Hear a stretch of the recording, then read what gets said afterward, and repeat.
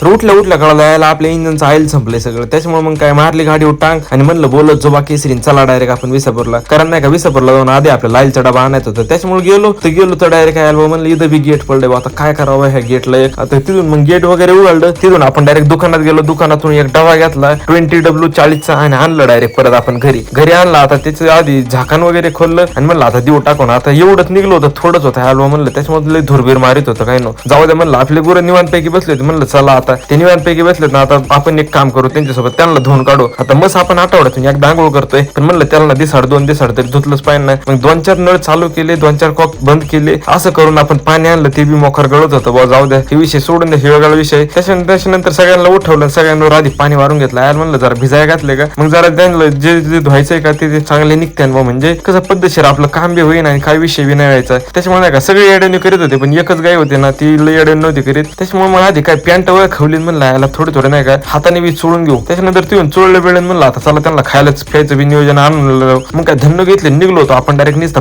फुपाटा करीत खाली एक वजन टाकलं होतं, फुपाटा करीत नुसतं निघलो होतो आपण घराकडे आलो. तेवढ्या दाद्या आला. दाद्या म्हणला याला मी इंजन चालू करतो. आपण करीत होतो चांगलं, पण तो म्हणला आपल्याला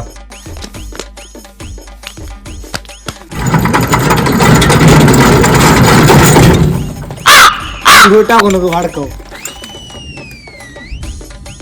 सॉरी गाइस, देखा नहीं था मैंने.